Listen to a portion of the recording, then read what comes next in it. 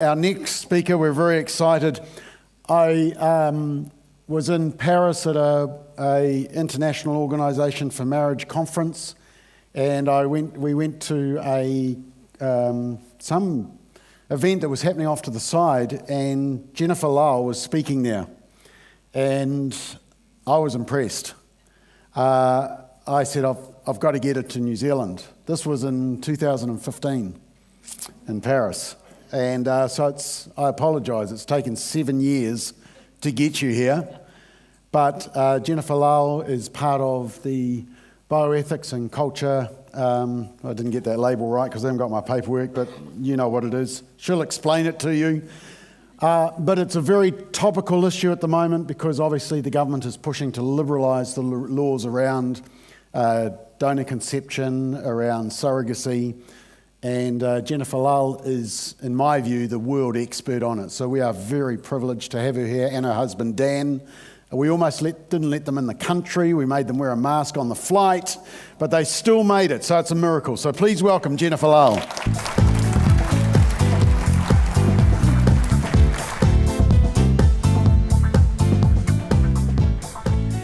Anyway, it's really wonderful to be here, and it has been a long time coming. I didn't realize it had been that many years that we've been trying to get me here. I thought I just blame everything on the last 2 years of COVID that's thrown the world into tizzy. But Bob has given me the task of addressing surrogacy with you all today. And based on my experience, I think I have a big job ahead of me, because in an audience that is this big, I would imagine there's some of you who've never thought about it. Some of you have thought about it and think, oh, that's a nice way to help people have babies. Or somebody like me who's thought about it and says the only way forward is a total abolitionist approach. So I am unabashedly 100% against any kind of surrogacy. And just to put your minds at ease, no, I'm not Catholic. So, because believe it or not, among our major religions, the only church that has a standing on surrogacy is the Catholic Church, and that position is to oppose surrogacy. And in fact, assisted reproductive technology and other things we'll talk about in a minute. If you look at Protestantism, depending on where you are on the liberal or conservative faith, you know, it's a mixed bag.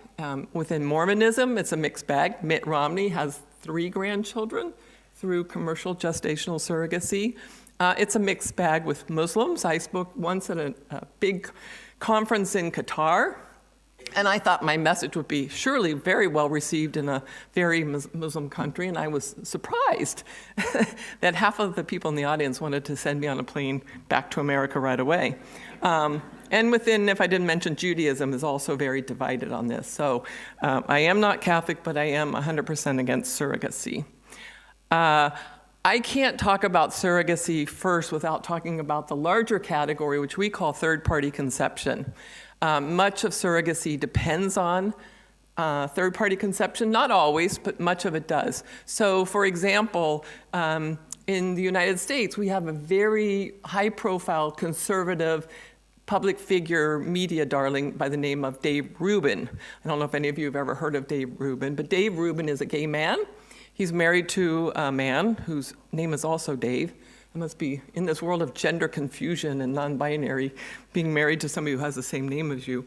But when Dave Rubin and his husband announced that they were going to be fathers through surrogacy, I was surprised by how many very high-profile conservative people who you would put in the traditional family value category, pro-life, against critical race theory in schools, whatnot, celebrated and congratulated Dave online. Just congratulations, we're so happy for you.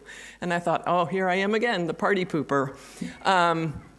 As I was tweeting people going, what? I thought you were in favor of traditional family values. And so you cannot talk about surrogacy without recognizing that often it's a third party that's involved. So in the case of the 2 Daves, they bragged that they used the same egg donor. So from the same woman, they took eggs.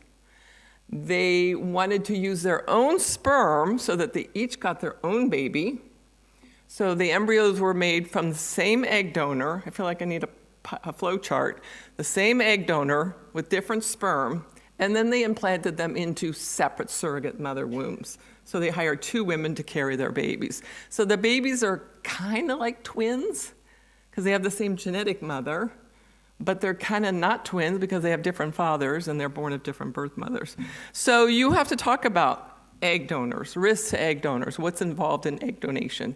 You have to talk about the rights of children that are created in these obscure, bizarre third-party conceptions, often commercial conception arrangements. You have to talk about the surrogate and the rights of the woman who's being basically a womb for hire. And the whole industry, what I call big fertility, of making babies in the laboratory. And it really truly is a reproductive tourism industry, because your country, New Zealand right now, is revising or looking at revising your outdated laws on surrogacy. And you need to catch up with people like the United States or my state, California, which I call the wild, wild, wild west of reproductive medicine. Where did Elton John come to have his babies with his husband? To California. So also, I just want to give a brief overview because I'll be talking about a lot of the technology. And for those of you who don't know how babies are made in the lab, AI in this case is not artificial intelligence. It is the low-tech artificial insemination. I was in an earlier life a pediatric critical care nurse. And I worked at the University of California, San Francisco. And it was not uncommon for single nurses, female women, biological women, to go home with sperm that perhaps a male nurse had donated to give to them. And they would just artificially inseminate themselves at home. It's low tech. Think turkey basters and cups. And that's been around for a long, long time. I'm not a fan of it. I'm not supporting it. I'm just describing it. And so it's been around for a long time. I mean, I'm in New Zealand. Where did we learn all this? On the farms, right? The farmers artificially inseminate the pigs and the cows. And they're like, well, if it's good enough for the pigs and the cows, it must be good enough for human beings. But fast forward. So we were only able to use sperm donation, low-tech, artificial insemination for hundreds and hundreds of years until, vavoom, what happened in 1978? We had the birth of the first test tube baby, Louise Brown. And Louise was born in the United Kingdom. I think she just celebrated her 44th birthday. Somebody do the math. But so she's now a mother herself. But what was significant about that was that we're actually able to get eggs out of the woman's body, inseminate those eggs, fertilize those eggs in the laboratory, then transfer that fertilized embryo back into Mrs. Brown's body, and then voila, we had Louise Brown was born. But you have to realize that there was many, many, many years of trial and error getting to that. So it was a lot of attempts in the laboratory. And there's a great book called The Mother Machine, written by Gina Correa. And there's a lot of women that didn't even realize that they were part of this, human experimentation. They were guinea pigs, as the doctors were trying to figure out how to get eggs out of a woman's body. Let your conscience be your guide here. It's really easy to get sperm out of a man's body. Not so easy to get eggs out of a woman's body. It's not so easy to make an embryo in the lab that survives that creation, that technique. It's not so easy to then transfer that embryo into a uterus. And it's not so easy to get that embryo to attach and end in a live birth. So it was really a big day, and the headlines all around the world were the announcement of this first test tube baby. It's like the glass ceiling had been broken. We'd finally been able to advance, low-tech reproductive technology forward. And then this is for our Australian people, for Rachel and others. 5 years later, after Louise Brown was born, we have the first baby born documented in the medical literature who was born of a donor egg. So Louise Brown was Mrs. Brown's egg, Mr. Brown's sperm. 5 years later, we helped a husband and wife have a baby using an egg from another woman. And that often happens because, for whatever reason, the woman who's trying to conceive, her eggs are old, her eggs are poor quality, she has some problem with her fertility. So we went, aha, we can solve that problem by taking eggs from healthy women. And we have a saying in the field of bioethics, sort of the deconstructing of our reproductive bodies, that the birth control pill allowed us to have sex without having babies, And now reproductive technologies allow us to have babies without even having sex, right? Elton John, Dave Rubin, no sexual act whatsoever in the creation of their children. So once we took everything, and this is a bright line for me, when you think of, well, what can fertility medicine, what can reproductive medicine do ethically? Everything that still leaves egg and sperm in the body, right? Once we took, the egg and the sperm out of the body, that's when the doo-doo hit the fan. So here's where we find ourselves today. Modern day, New Zealanders in this global, largely unregulated, chaotic industry, multi-billion-dollar industry. We have postmenopausal pregnancies. So we have literally women who are post-menopause who can now become mothers because they can get a donor egg. And if they have a husband, use his sperm, or if they don't, they can go to the sperm bank. Litter births. Who remembers Octomom? This is California, right? The wild, wild west of reproductive medicine. This is where I begin my apology tour for everything that comes out of my state of California. But literally, are women's bodies designed to give birth to 8 babies? As an ex-pediatric critical care nurse, I know even a twin pregnancy is very, very high risk, let alone a litter birth. Twiblings and triplings, what the Rubins are doing, where you're kind of creating siblings, but they're not really siblings, and these are really strange configurations. The whole area of pre-implantation genetic diagnosis. It used to be, on ultrasound, they could maybe say, it looks like the baby has a defect. Looks like the baby might have Down syndrome. It looks like the baby might be missing limbs or something like that. Now we can actually, in the laboratory, do the testing. Does this baby have Down syndrome? Is this baby a boy baby? Because if we're going to pay for a baby, we want the baby we want.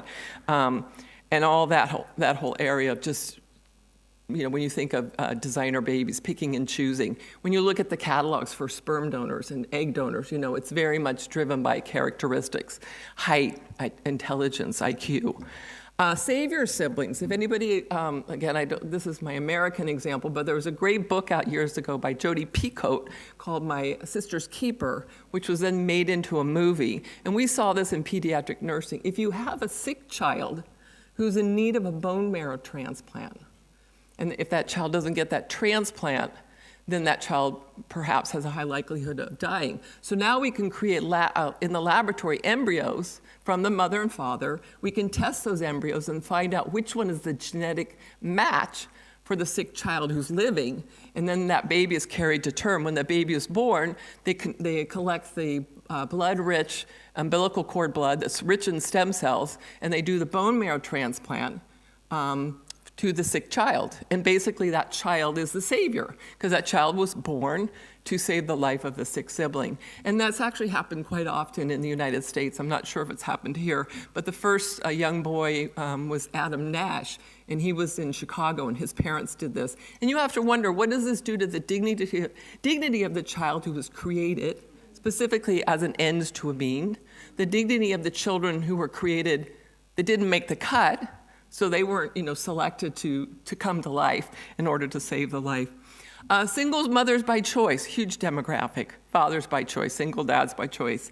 Same-sex parenting, I talked about. Gamete donation. Gametes are egg and sperm. When is it okay? The American Society of Reproductive Ethics has guidelines for, can a sister be a surrogate for her sister, or can a sister give her eggs to her sister? Oh, yeah, that's so nice. Can a dad give his son his sperm so his son will impregnate his wife with his father's sperm? People kind of go, oh, I don't really know if that's okay. So just the intricacy. Or do we just go to catalogs and get egg and sperm from strangers? Is that the way to go? Grandmother surrogacy is big too. You see lots of stories in the news all the time of women, older women like myself. I could technically, I hope to be a grandmother someday, but what happens when I carry my grandchildren to term because perhaps my daughter, for one reason or another, can't carry a pregnancy to term? So all these problems. So the first film I made, because one of the ways we communicate people, other than me flying around and giving talks to groups like you, is we make movies. And we made this film called Eggsploitation. And that is a movie, documentary, that just looks at different young women in America who saw ads in their school papers to help somebody have a baby, help make dreams come true, and oh, by the way, make some much needed cash. And in Eggsploitation, you'll meet all these women who had serious short-term risks, harms, as well as longer term. In the short term, from the high-dose fertility drugs, these women, they talk about their bellies getting so big, they look like they're pregnant, their ovaries get huge, they can suffer stroke. Two of the women in the film immediately suffered massive strokes. Because of their strokes, they lost their own fertility. They'll never be able to have children of their own. And then the longer-term risks. Several of the women in the film went on as young women to develop breast cancer. And breast cancer is one of the things that egg donors are screened out of from not having. You know, you don't pay a woman $20,000 for her eggs if she checks, yes, I have a history of breast cancer. So these were women who were screened out, no medical history whatsoever, and went on as very young women, normally a cancer that doesn't strike young women, to develop breast cancer. And then I'm going to show a quick little clip from Eggsploitation.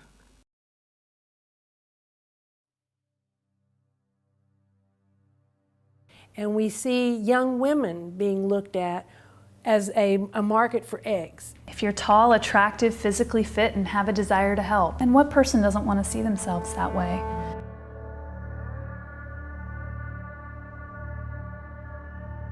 You have to be attractive woman of all ethnicity between the age of 21 and 29. So that's also pretty screwed up, I think. On top of that, they looked for someone with a very good education. They did an IQ test on me. And they made it seem like it was, you know, destiny that this couple found me, and it was this whole big thing. And so I did the math, and I figured out that I needed about $3,000. And if I had that $3,000, everything would be fine. I just very much had the altruistic piece of me triggered. Everything that happened to me was a chain of events where certain medical risks were not taken into account. And when he saw my distended abdomen, his face went white. She looked as if she was 6 months pregnant. I couldn't believe it. My stomach bloated up so bad that I couldn't even breathe. At that point, I had to go to the hospital. The whole time I felt like they were trying to get rid of me. And he looked me in the eye and he said, "Oh, Alexandra, we will try to save your ovary, but you may lose your ovary." I did make poor decisions as a result of the financial compensation. And I made a decision to sell my eggs. That affected my ability to reproduce. I mean, I can't have my own children now. My story isn't documented in any statistics anywhere. They become forgotten. They're a faceless person that comes in and donates their eggs, and then they're gone.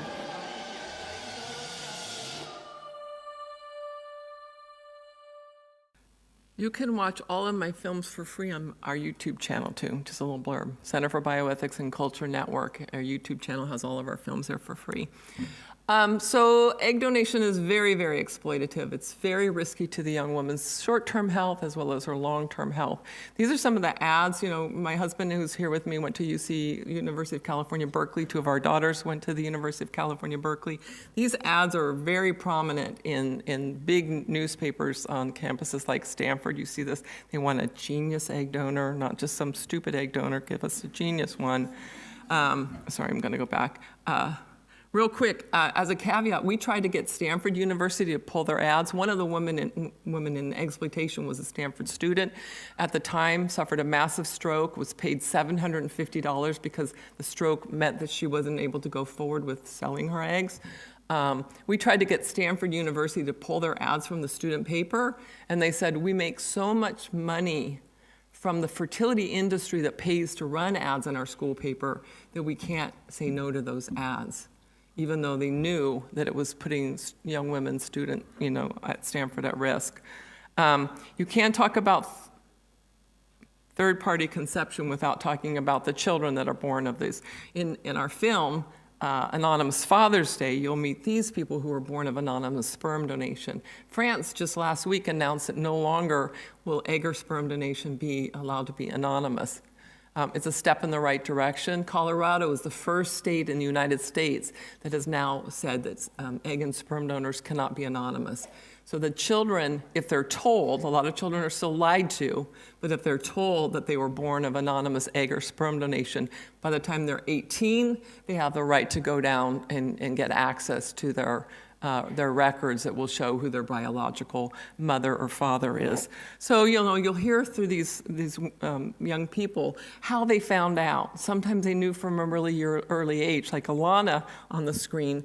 Her parents had gone through adoptions and they were having trouble conceiving, so she had a Korean adopted sister. So as a little girl, she had Caucasian parents, she was Caucasian. It begged sort of an explanation about why she had this Korean, sister. Whereas Stephanie, on the other hand, found out when she was in her 30s only because her father was dying of some really serious health issues. And so she asked her mother, was she at risk for developing these health problems her dad was having? And it was at that point that she was told, oh, he never told you, but your father is not your biological father. So you can imagine this sort of the bomb that was sort of landed in her lap at that moment. And then Barry here is kind of famous because his sperm donor dad, he calls him his bio dad, was the husband of a very prominent fertility doctor in London, a woman, you have to say that these days when you say the husband of, married to a woman, but she used her husband as her star donor for 3 decades. So if you can imagine being married to the man, and for 3 decades he was providing all the sperm that he was using to help women, get pregnant. You can just imagine. So I'm actually gonna fast forward through that if you don't mind. And unfortunately, sperm donors are not paid that much money. Again, back to how easy it is to get sperm out of a man's body. So a sperm donor can, about $100 to $175 a specimen. But it's still money-driven, it's eugenic-driven. It's not like we just want anybody to, sperm. We want handsome, smart, accomplished people. My first film that I made on surrogacy, so moving quickly into surrogacy, was called Breeders, a Subclass of Women. And we intentionally produced this film in a way that addresses the political debate. So we interviewed altruistic surrogates. Women who did this just because they're nice people. They weren't being paid, they weren't doing it for the money. We interviewed commercial surrogates. So women who were only motivated, well not only, but mostly motivated by the financial compensation. We interviewed surrogates who were surrogates for strangers. The debate, do we just want this to happen within family, sisters helping sisters? So we interviewed women who literally answered ads, signed up, to help gay couples. And we interviewed a woman who was a surrogate for her gay brother and his husband. And we interviewed traditional surrogates, I don't like that, but women who used their own egg and their womb. So they literally were in contract to give away their biological child. They call that a traditional surrogate, but I say there's nothing traditional about that. And we interviewed gestational surrogates, right? So just their womb, not their egg. And any way you slice these women's stories, it all went bad. So that helps push back on the argument. Well, we can regulate so that we can mitigate any kind of problems that might arise. We can put lipstick on the pig, and it's no longer a pig because we've regulated. New York State just passed legalized commercial surrogacy during the height of the pandemic. Then Governor Cuomo slipped it in the wee hours of the night because the budget had to be passed, and it was slipped into the budget. And up until that point, altruistic surrogacy had always been legal in New York State, but he legalized commercial surrogacy. And why is that? They were clamoring. Women are not lining up to do 9 months pregnancy just because they're a good person. We need to be able to pay women for their work, for their time and their effort. So in Breeders, a Subclass of Women, we intentionally try to take a whack at the argument that regulation is the way forward. Regulation is the way that New Zealand can make sure that no women are exploited, no children are harmed, and everybody leaves a happy, satisfied customer. So the surrogates are told, you're an angel, you're helping people, you're doing this miraculously wonderful thing, that legal problems are rare, we just need ironclad contracts, we need great laws that will protect all the stakeholders, that it's, you'll see the surrogates, I follow them all on social media, their bun, my oven, they're trained to disassociate from their body, it's not their baby, they're just, it's easy for them to, not attach and to separate from the baby. And that makes no difference to the baby, which in fact we know is categorically wrong, because we do know that there's a thing called maternal-child bonding. It's not maternal bonding that you can turn off and on, it's maternal-child bonding. And it's normally necessary and good and encouraged, but in the case of surrogacy, we discourage it.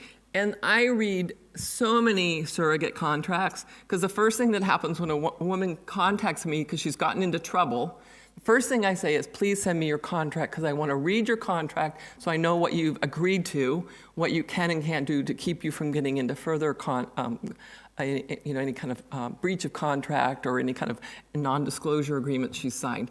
And the stuff that is in a surrogate contract, I always say, if you don't think this is a human rights violation, if you don't think this is 9 months of enslavement, read a surrogate contract and see what is written into these contracts that these women sign overwhelmingly because there's a big fat payday being offered to them and they need that money.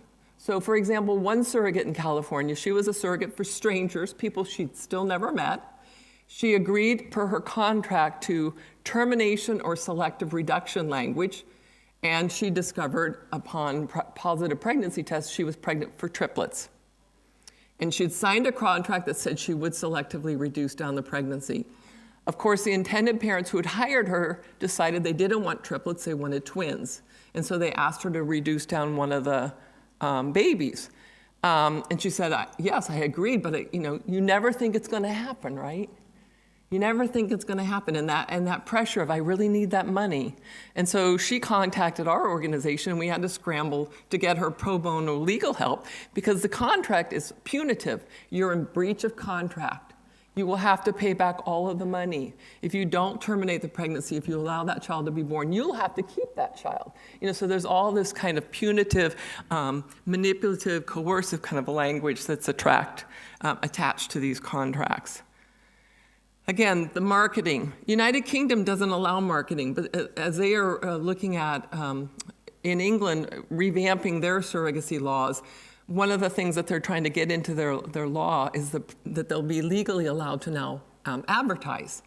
But the advertisements are big. Take a baby home, no visa. This gets to the tourism problem. We'll navigate all the. If you're coming from a country that doesn't allow surrogacy, we'll help you get that baby home. And then, of course, all the money. Who am I now? I'm a broken woman who has been used, lied to, and exploited. I very much regret my decision to serve as a surrogate. When you find out how much you can make from being a surrogate and how it's delivered to you as like this glamorous thing, you're gonna be catered to and you get to eat what you want and, become pregnant, and it's an amazing feeling, and it pays really well. I believe that surrogacy does actually target people that are financially struggling. The marketing is first very deceptive because it's all this wonderful language of doing something noble, great, compassionate, generous, but it's heavily targeted to people who need money. After the first surrogacy that we did, I honestly never thought I would do it again. The girl embryo got kicked out and the boy embryo split into identical twins. They paid extra to have a boy and girl embryo specifically put in. I would never think somebody who's paid $150,000, $200,000 for a baby didn't want it. The bills all went to collections. I didn't save $10,000 to pay these bills. Once we had the kids, that was supposed to be the end of it, and it wasn't. I've now had my eyes open to the fact that this is really about money, not about the children.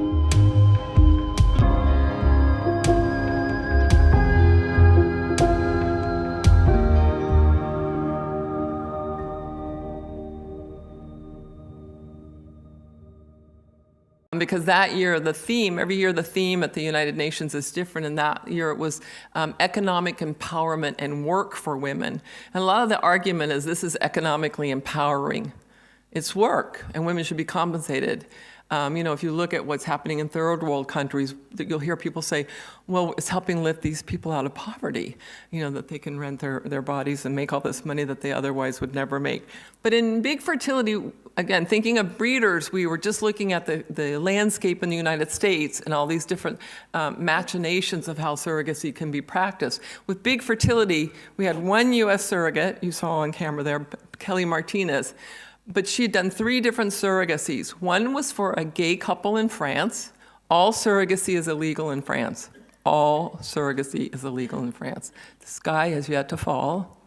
And so the French are not prohibited to come to the United States. So they came to the United States and they hired Kelly Martinez, who at the time was, I think, 19 or 20, mother of 2 small children, very, very low economic situation in their home. Kelly was a high school dropout. She dropped out of school to take care of her mother, who was battling cancer, and her mother eventually died. But she saw an ad and thought, oh, this is a great way to help. She did not know, as a small little young mom, the laws of France. So she did not know that the French couple were going to have visa issues getting the children back to France when they were born. She became pregnant with twins.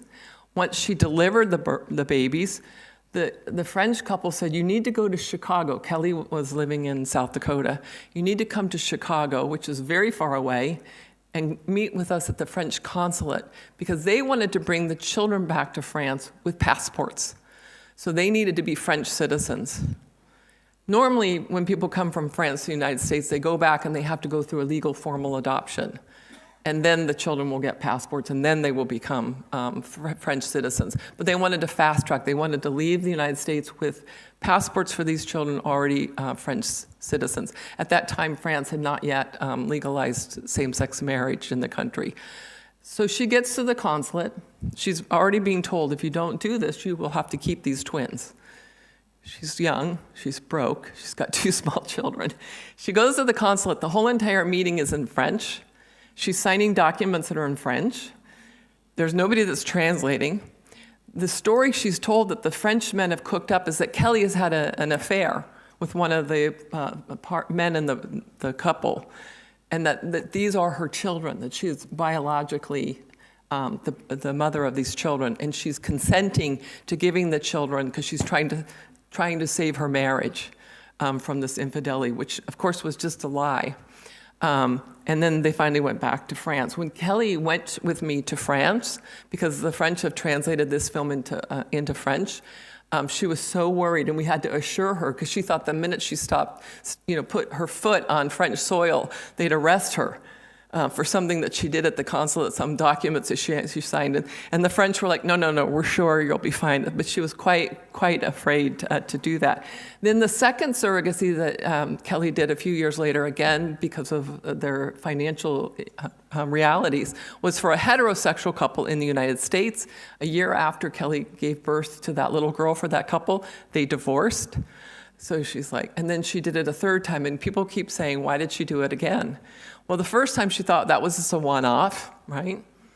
That will never happen again. The second time, well, it's just, it's a heterosexual couple, they're in America. She didn't know until after the fact that they were gonna end up in a divorce. But she did, was faced with a pretty dire financial situation, so she agreed to do her third and last surrogacy for a Spanish couple. All surrogacy is illegal in Spain. All surrogacy is illegal in Spain. And this couple wanted twins, so she agreed to carry twins. Surrogates are paid an extra $5,000 in the United States if they'll carry twins. So for the extra baby, they get an extra bonus pay. And what happened was Kelly did not realize that they had paid for genetic testing of the embryos before they were implanted and transferred into Kelly. She did not realize that this couple had ordered a girl and a boy.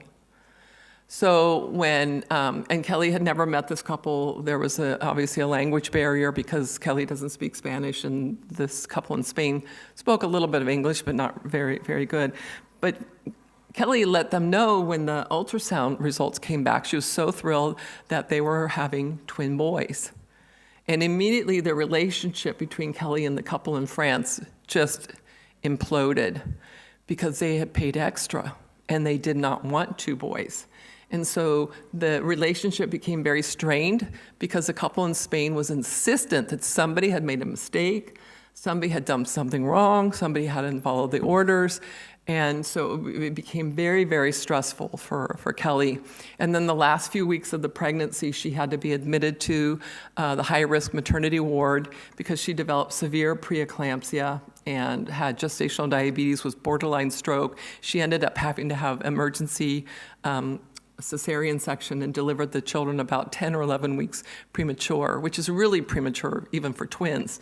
The way that Kelly came to contact me, and we actually opened the film Big Fertility, was I just opened up my email like we all do. We open up our computer and we check our inbox, and there was this cry for help. This couple had left France with their twins and left her with about $12,000 of unpaid high-risk hospital medical bills. And for a year, she was trying to get the agency in the United States to help her. And they were just like, oh, they're not answering our emails. And we've called their lawyer, and he's not answering our phone calls. And, well, gee, that's just really too bad for you, Kelly. And so she, of course, her credit was ruined. The creditors were after her and her husband because all the bills are in her name, right? The babies don't get her name on their birth certificate, but she's got all the bills. And so I had this cry for help. From her, was there anything that I can do? And I said, well, I've got a big mouth, and I can, make a lot of noise. And so we call, the Spanish have translated Big Fertility into Spanish, and they brought Kelly and I over to Madrid. We met with all members of the Spanish Parliament. We did a big screening of the film in Spanish, the translated version, to a big audience there. But the night before we got on a plane, Kelly called the agency in the United States, and she said, I just want you to know tomorrow I'm flying to Madrid to speak to the members of the Spanish Parliament about what happened. And the next day, the agency paid all of her bills. Yeah. But isn't that sad? Because, her credit rating still was in the toilet. And it took, years for them to dig themselves out of, all these bad credit ratings for all of these outstanding bills. But that's, that is just and I wish I could say that that's a rarity, these kind of situations. And if you've been following surrogacy at all through the global pandemic and the lockdowns with surrogates being trapped in Ukraine, carrying babies for people in California or China, or if you look at what's happened during the war in Ukraine with all this, we have a woman in the United States that's a surrogate for a couple that can't get to her because of either travel restrictions or bans or wars or something. I mean, it just creates this stateless children problem. And who are these parents? And what happens? What are the rights to these children? We had one surrogate in, I think, I want to say Idaho, and she had a baby that she gave birth to for a couple in China, and she had that baby for over a year because of the travel bans. And then all of a sudden the baby is somebody comes from China to get that baby and then brings it over a year later and then plops it into a whole different culture. And when you think about the maternal-child bonding, and that child had bonded with this whole family for so long. So this whole area of reproductive tourism is real. As one border closes down, as the global south closes down, the market shifts. The market shifted to Ukraine. The war there does not seem to be slowing business at all. In fact, I hear reports that business is better than ever, even though there's still, raging war there. And if you look at the French law, back to, again, France, and the fact that France bans all surrogacy, they have linked their laws around surrogacy with their slavery laws and said, how can you do this in any way that doesn't enslave women and doesn't treat children as products to be bought and sold and traded. So I hope you'll join me in stopping this business and shutting it all down. Thank you.